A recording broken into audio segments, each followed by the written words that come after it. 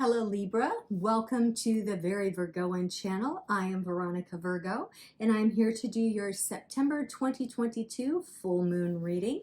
Welcome back or welcome for the first time. I'm glad you stopped by to visit with me. A little bit about the deck I'm using. I bought it secondhand, so the box is beaten all to hell, but this is the new Palladini Tarot, which I've had for some time, but I actually haven't worked with, and I've been working with it for the last couple days, and I really like this deck. I love the Ouroboros on the back, and it has some really beautiful sort of almost graphic design kind of artwork.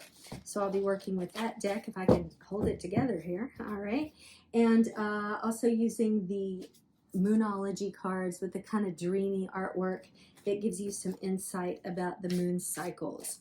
All right, speaking of the moon cycles, now we are in the full moon, which the period preceding it would have been a time of manifestation, setting intentions, building new ideas, exploration, that sort of thing, right? So the full moon would be representing the full realization of that.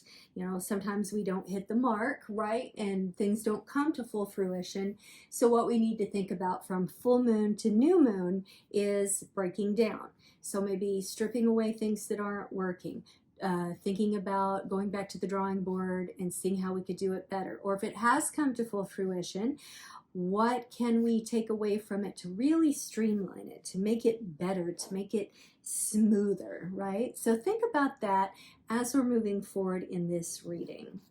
I think that's it. Yeah, let's just dive on in, Libra. And oh, I know what it was. I'm doing a 3-card reading for this. Your sort of immediate past, your present, and moving into the near future of these 2 weeks of this moon cycle. So let's start with your first card, which is the 10 of Rods. Rods correspond with wands. So the 10 of Wands can represent both a great accomplishment, but it has a certain level of burden or responsibility, which you can clearly see here with the man or woman sort of, what's the word? There's a T word.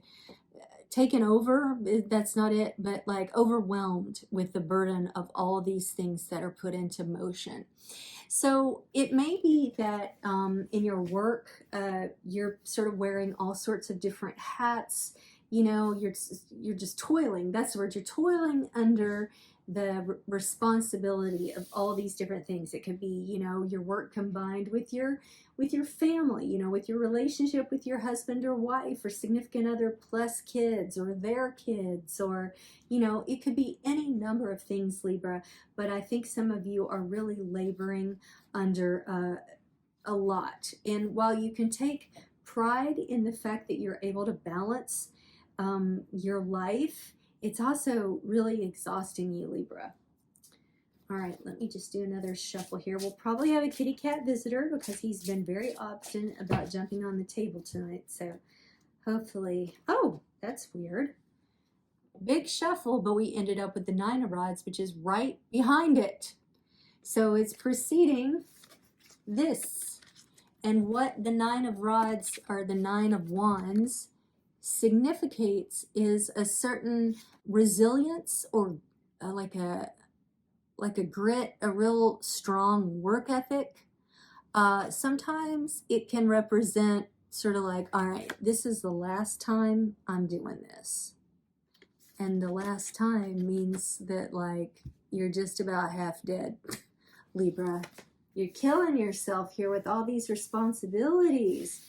Do you have like a bunch of Virgo in your chart as well? Because that's what we do. We take care of everybody else, Cancers too. All right, so let's see what your third, actually I want to shuffle. Not that I saw that card and didn't like it, but I just like to shuffle before every card placement. All right, the Magician. Such a great classic card. It's on the cover of almost every deck. So Magician represents your inner willpower, your ability to create things and manifest things, to adapt to new situations, to developing a mastery of some sort of topic. Here's what I'm seeing when I put the three of these cards in conversation, Libra. What is that old saying? It's like something of many, master of none. I forget what the actual phrasing is, but it's almost like, you know, you've kind of got this one thing that you really like doing, and all the other things are maybe have-tos. I have to do all these things to be able to do the one thing that I love. But what ends up happening, like I said, is you get overwhelmed by all the mini tasks, and that you're ending up not being able to master that one thing that truly gives you pleasure. And you know what it is. Like, we all have competing interests because we live in a world of competing interests. But there's one thing that you kind of always come back to. And it doesn't have to be that it's a, sorry about my cats, they're playing vampire, which they always do at dusk. It's playfulness. Promise me they're having fun. Promise you, rather. But anyway, back to this. Whatever it is that you like to do, and it doesn't have to be that it's income producing. We all worry about that. We want to make sure everything we do is income producing. Maybe it's just something you really freaking like to do. And maybe it's something in the esoteric arts. Or maybe it's, you know, baking. There are magicians in the kitchen, let me tell you. And that's a great band name, Magicians in the Kitchen. Somebody can have that. Just give me credit. And what I think you need to do, Libra, is in this cycle, think about how you can build more of this thing that excites you and that you love doing, that almost makes you feel like a magician. People tell you, like, I don't know how you do that so easily. I couldn't do that. That's so hard. And you're just walking through it with your little staff there like, yeah, it's not hard at all. Like, I could do this every day, all day. It's marmalade, by the way. Visiting and blessing our cards. Take a hard look at the thing or things that you love to do, but I really feel like it's one thing in particular, Libra. Whatever it is, whether it's doing makeup, whether it's like reading 8 books a month, whether it's, you know, defensive driving. I don't know why that just popped into my head, but maybe like you could figure out a way to be like a defensive driving coach. To me, that sounds incredibly not interesting, but you know what? Maybe you like ultimately want to be a race car driver and this is a way to it or something. I don't know. I'm just talking off what images I'm seeing in my head, and that's one that I saw. So with that said, and me feeling a little goofy about the whole thing, let's look at your Moonology card. Oh, well, you know what? It is Mercury retrograde, and please watch your Mercury retrograde reading, which is also posted on my channel, to help give some of this context, okay? And I said it for myself because I feel a little off tonight. All right, confidence is your key to success. Now, this is a Leo card. And you're an air sign, and Leo is a fire sign, but I think you should access your inner Leo here, Libra. Don't overthink everything. Get to working on what makes you happy and infuse it with some confidence. And say to your people, I love you, but you gotta let me have some time for myself to do the things that I want for myself so I can dazzle more people than just Aunt Ida, who says, I don't know how you do that so easily. You feel me? All right, Libra, let's see what your dice are tonight.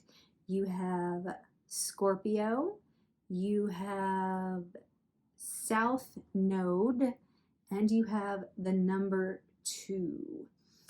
So what South Node represents is sort of like what undergirds sort of the unconscious drivers of you, and also your karmic connections.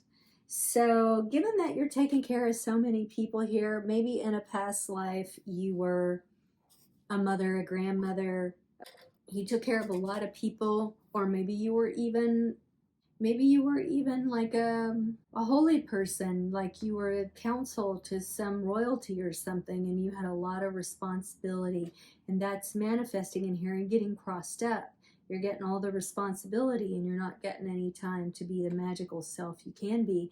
And with this Scorpio, right here beside it. It's telling you to dip into the mystery of yourself. Scorpio is even an M, for Christ's sake. So is Virgo, but it's like it's telling you M for mystery. Remember that. Delve in, find the mystery of yourself, and then step into it with absolute confidence in these next 2 weeks. All right, Libra? Very nice. Thank you so much for watching. Please like, comment, and subscribe, and I will see you on the flip side.